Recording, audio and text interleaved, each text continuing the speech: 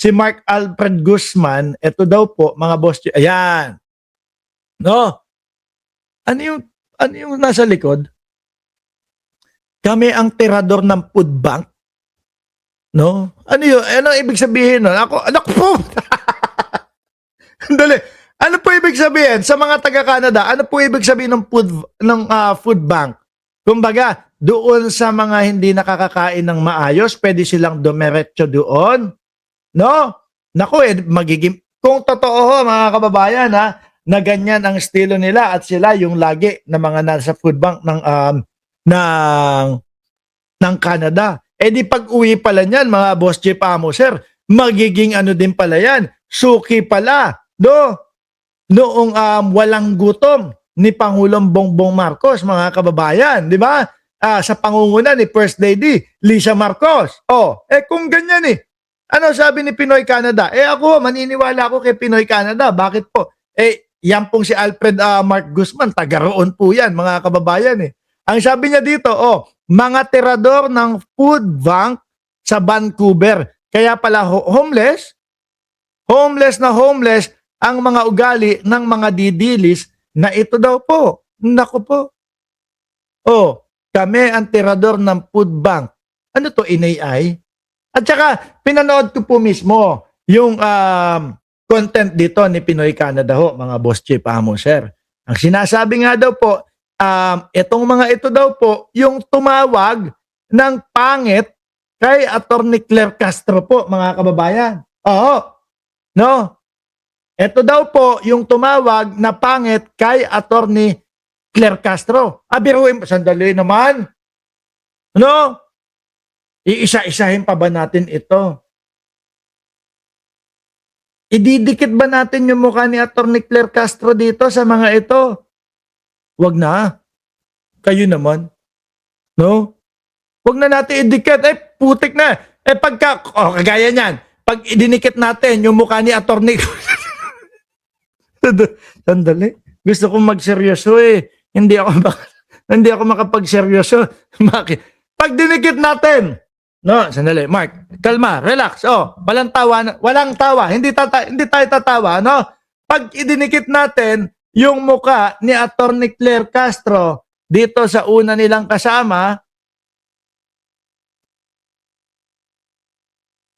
alam niyo po, hindi ako mapaggawa ng mga content at hindi po ako mapagsalita ng panghahamak ng tao. Pero kung sila yung nagsalita, na pangit daw si Atty. Claire Castro. Sandali lang. Hindi ba sila nananalamin? Ito. Diyos ko naman. Si Atty. Claire Castro, ilang taon na? 56, 57 yung edad ni Atty. Claire Castro.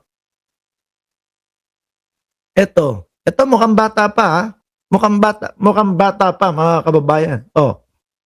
Di ba? Yan muna. Wala ako sinabi. Hindi ako nagbanggit ng kahit ano, No, wala ako sinabi. Kayo dyan sa comment section ang nagbabanggit ng kung ano-ano dyan. Okay. Ngayon, yung pangalawa naman, isa din to, ito naman daw mga kababayan. Siguro, kasi nung nagsalakad sila yung sinusundan nila si Atty. Claire Castro, mamaya papakita natin, siguro ito yung nagmumura. Ito siya siguro yung nagsabi na wala silang violet. No? Ito siguro yung nagsabi ng violet.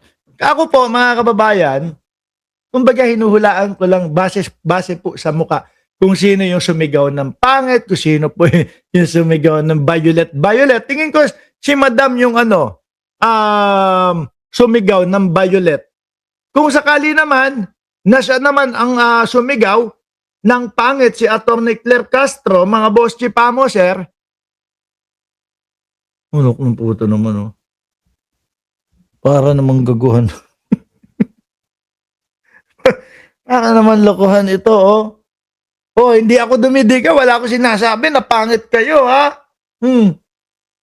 Reaction pa lang, Kung ididikit natin yung muka ni Attorney Claire Castro dito o ni Yusek Castro, mga kababayan, tapos eto yung nagsalita ng pangit, baka nga totoo na sinungaling sila. Sabi ni El Cruz, yan yung mga tipong pag nakakuha ng ibang passport, baka halos daraan na yung ibang Pilipino. Naku, hindi ubra sa akin. Hindi ubra sa akin to. Ngayon, sabi ni Shiro Kansaki, mga chicks ni Kibuloy, hindi ubra kay Kibuloy to.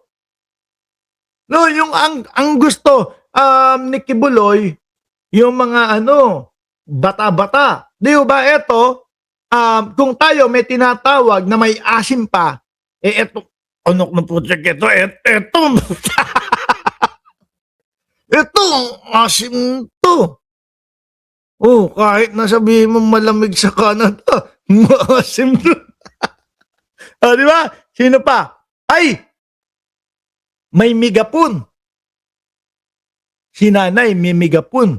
Mukhang si nanay yung nagsabi na pangit daw si Atty. Claire Castro. Siya yung nakamigapon. Kung pagdidikitin naman natin ang pagmumukha ni Atty. Claire Castro dito kay nanay, no? At parang tuyot na to. Tuyot na to. Ang lalakas naman ng loob na magsalita ng pangit sa kapwa. Kung ganito naman, ang itsura, tapos magagalit yung mga kamag-anak, magagalit yung mga anak, magagalit yung mga masabuhay. Bakit nyo binabas? Ang lakas mga manlait di ba? Ang lakas mga manlait. Tingnan mo naman si Atty. Claire Castro. Sige, alisin natin itong mukhang tuyot na mga kababayan. No? Ngayon, ilabas natin si Atty. Claire Castro po, mga bossing. Ito Yun ninyo dito sa Vancouver. Yan na lang. Sige, yung pagkaka-post na lang na iyan. Hindi pa kumbaga hindi pa yung talagang naka-post si Atty. Claire Castro o hindi pa nakangiti yan. Tignan mo, yung sa huling ipinakita ko na parang tuyot na versus dito kay Atty. Claire Castro, mga kababayan, fresh pa. 57 anyos yan, ha? Sinasabi nila 57 anyos. Pero yung pagkakatingin mo doon, parang lola ni Atty. Claire Castro yun Di ba? Ang napapansin ko sa mga DDS, mga bossing, lalo na, diyan sa kampo nila Boy Banil, no? Kasama pa ako yata doon sa inaano nila, sa, tawag doon? Sa sa nilalait nila Boy Banil, putik na yan. Kapag kayo, nagtaas ng kamay na gano'n, kala mo, dito, hindi mo alam kung masamang masamang merong bagyo na darating Diba? Sabi ni Sir Russell Pelobello, balat sibuyas, yang si Yusek, yung mga mahilig manlait, mga kutis pinya naman sila.